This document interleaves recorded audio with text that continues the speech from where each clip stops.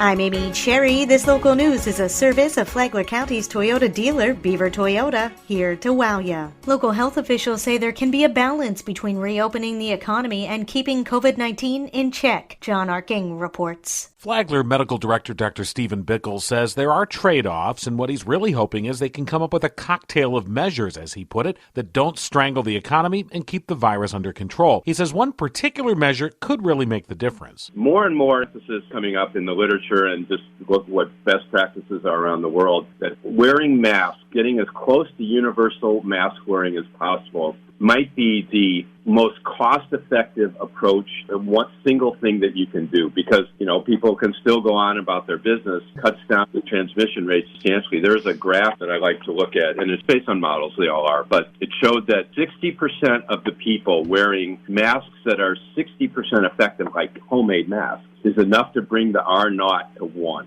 That alone. And R0 1 means it doesn't spread. It continues in the community, but it doesn't accelerate. Bickle says universal mask wearing combined with basic social distancing measures will hopefully allow for a balanced approach to allow for businesses to reopen and not unduly threaten the community's health. From the WNZF Newsroom, I'm John Arkin.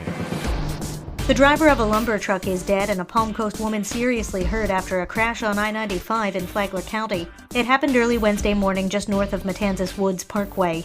Troopers say a Palm Coast woman behind the wheel of a white sedan became distracted by her cell phone and lost control of her vehicle. Troopers say she swerved, overcorrected, and then veered back into the center lane, striking the rear tire of a large lumber truck. The truck lost control and overturned along the median. The truck driver, a 56-year-old man from Jacksonville, was ejected through the windshield and pronounced dead at the scene. The Palm Coast woman was hospitalized with injuries police described as serious. Lumber was also strewn about the 6-lane highway, closing it for a time. A Palm Coast woman is arrested after deputies say she refused to obey COVID-19 policies at a local office. Tony Magoo has more. Tuesday morning, the Flagler County Sheriff's Office got a call of a disturbance in a doctor's office at 309 Palm Coast Parkway. A woman had brought her adult son to the office and was notified by staff that due to COVID-19, the office's policy was to only allow the patient into the building, and the woman, 51-year-old Claudia Abello Munoz, must wait outside in her vehicle. Sheriff Rick Staley. We are all under our new normal, but this lady took it too far. When she refused to leave, deputies attempted to arrest her for trespass after warning. A simple trespass warning turned into 2 felony charges when Munoz assaulted the deputies. She was booked into the Sheriff Perry Hall Inmate Detention Facility, where she's being held on a $5,500 bond. We are all living through COVID-19 and our new normal, and this is part of it, except everyone needs to follow the new rules. For Flagler's Morning News, I'm Tony Magoo. We just want people to follow the rules. And most people did. Flagler Beach City Manager Larry Newsom says the reopening of its beaches has gone relatively smoothly after they'd been closed since March 22nd due to coronavirus. But nearly 40 people were cited over the weekend, but not because they didn't social distance. It was because they basically parked wherever they wanted, the wrong way, on sidewalks, even in people's yards. We had a few problems on the weekend, but keep in mind, people have been cooped up for a long time. The problems weren't really on the beach.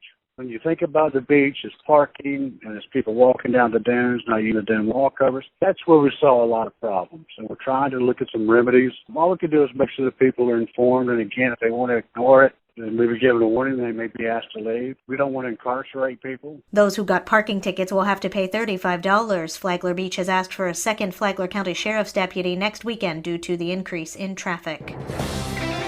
How does the budget look for the rest of the year? As many people have quarantined so as not to spread the coronavirus, tax bases have been affected, and those taxes fuel local, county, state economies. 24th District Representative Paul Renner says we may have to make some adjustments. And if we are short, obviously we need to make decisions that preserve public safety and the basics that government has to perform well, but reassess our priorities. Renner said that some of the federal dollars have come through, but there are strings attached. He said just as households have had to cut back, governments should also look for ways to cut back and not ask for more from taxpayers. Paul Renner represents those of us in Flagler, Putnam, St. Johns, and northern Volusia counties. To listen to the interview, download the Flagler radio app and then go to the Free for All Friday podcast. Tomorrow, has COVID-19 affected town center projects? From the WNZF Newsroom, I'm Deb Albertson. And now you're up to date on Flagler's Morning News. I'm Amy Cherry.